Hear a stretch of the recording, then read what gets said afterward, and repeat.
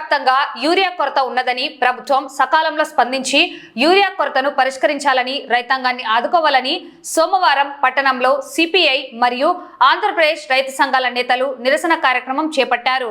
ఈ సందర్భంగా యూరియా కొరతపై వారు ఇలా స్పందించారు।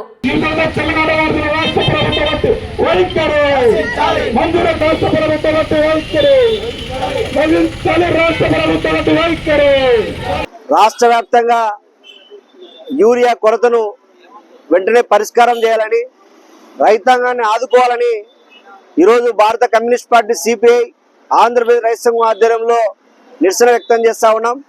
ఈరోజు చాలా దుర్మార్గంగా రాష్ట్ర ప్రభుత్వం గత ప్రభుత్వం కంటే 10% పంట దిగుబడి తగ్గినప్పటికీ ఈరోజు అధికారులు అక్రమంగా కృత్రిమ కొరతను సృష్టించి అధికార పార్టీ నాయకులకి యూరియా మామూలు ప్రకారంగా వచ్చినప్పటికీ అధికార పార్టీ నాయకులు ఈరోజు అక్రమంగా వాళ్ళ ఇళ్లకి తరలించేటువంటి పరిస్థితి ఉంది।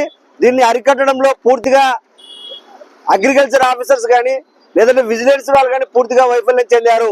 అందుకోసమే ఈరోజు రైతులకి అకృత ఎరువుల కొరత ఏర్పడింది।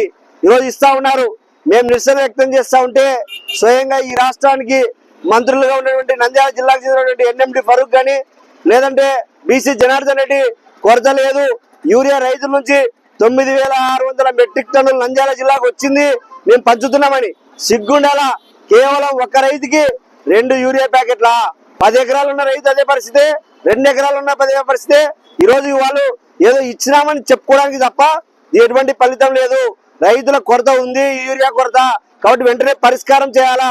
ఈరోజు 61 లక్షల మెట్రిక్ టన్నులు ఈ రాష్ట్రానికి అవసరం ఉంటే ఈరోజు కేవలం 25 మెట్రిక్ టన్నుల యూరియా మాత్రమే వచ్చింది, ఇంకా రాలేదు, యూరియా కొరత సృష్టించామని చెప్తా ఉన్నారు। కాకపోతే ఈరోజు ఈ నంద్యాల జిల్లాలో గోస్పాడు మండలంలో ఉన్నటువంటి పసరపాడు అగ్రికల్చర్ సంబంధించినటువంటి హార్టికల్చర్ వ్యక్తిని సస్పెండ్ చేశారు। అగ్రికల్చర్ అధికారి మండల వ్యవసాయ శాఖ అధికారికి తెలియకుండానే పసరపాడు గ్రామానికి చెందినటువంటి అధికార పార్టీ నాయకుడు స్వయంగా ఈరోజు లారీ లోడ్ తీసుకపోతే అతని మీద కేసు నమోదు చేయకుండా చిన్న ఉద్యోగి హార్టికల్చర్ కి సంబంధించినటువంటి ఉద్యోగి మీద సస్పెండ్ చేసి చేయి దులుపుకోవడం అనేటువంటిది కరెక్ట్ అయినటువంటి కాదు। ఈరోజు నంద్యాల జిల్లాలో యూరియా కొరత లేదని రాష్ట్ర మంత్రివర్యులు చెప్పడము ఎంతో సిగ్గుచేటు। ఎందుకంటే అధికారులు జూన్ జూలై మాసంలోనే ఏ మేరకైతే ఈ ప్రాంతంలో పంటలు వేస్తున్నారో వాటి ప్రకారం అంచనా వేసి రాష్ట్ర ప్రభుత్వానికి ఒక నివేదిక పంపించాలి।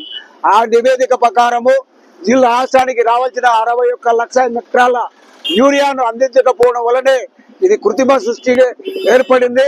అందులో భాగంగా అరకొర వచ్చిన యూరియాను అధికార పార్టీ నాయకులే వాళ్ళ అనుచరులకు దోచిపెడుతూ ఉన్నారు। సామాన్యమైన రైతులకు ఎకరాకు 1 బస్తా చొప్పున పంపిణీ చేయడం కూడా అది రాత్రిలో పూట దొంగచాటుగా చేస్తుండడము చాలా దుర్మార్గమైన పని। మరి ఈ ప్రాంతంలో యూరియాను పట్టుకోవడం జరిగింది, మరి ఆ యొక్క అధికారులను పట్టుకున్నప్పుడు సామాన్యమైన ఉద్యోగిని సస్పెండ్ చేయడం జరిగింది। ఇది ఎంతవరకు కరెక్ట్ అని మేము రైతు సంఘం ప్రశ్నిస్తున్నాం। ఆంధ్రప్రదేశ్ రైతు సంఘం ఆధ్వర్యంలో యూరియా కోసం జరుగుతున్నటువంటి ఆందోళనకు సిపిఎం పార్టీ ఆంధ్రప్రదేశ్ రైతు సంఘంగా సంపూర్ణ మద్దతు తెలుపుతున్నాం। ఒకవైపు కేంద్రంలో ఉన్నటువంటి బీజేపీ, రాష్ట్రంలో ఉన్నటువంటి తెలుగుదేశం ఇద్దరూ కలిసి రైతులను మోసం చేస్తున్నారు। మన రాష్ట్రానికి ఇవ్వాల్సినటువంటి యూరియా రాబట్టడంలో మన చంద్రబాబు నాయుడు గారు విఫలమయ్యారు।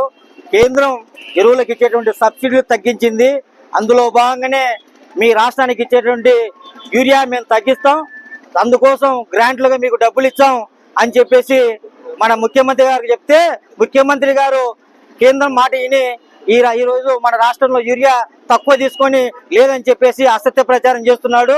ఇంకోవైపు ప్రకృతి వ్యవసాయాన్ని ప్రోత్సహించాలి, ఎక్కువ అదనంగా వాడితే రైతులు నష్టపోతున్నారని చెప్పేసి తప్పుడు ప్రచారం చేస్తున్నారు। కేంద్రం నుండి రావాల్సినటువంటి యూరియా రాబట్టడంలో ఈ రాష్ట్ర ప్రభుత్వం విఫలమైంది। వచ్చినటువంటి యూరియాను రాష్ట్రం నుంచి జిల్లా కేటాయింపుల్లో ఈ జిల్లా అధికార యంత్రాంగం గట్టిగా కృషి చేయడం లేదు। ఈ జిల్లాలో ఉన్నటువంటి ఎమ్మెల్యేలు, మంత్రులు ఈ జిల్లా వాటర్ రావాల్సినటువంటి యూరియా రాబట్టడంలో విఫలమైనారు।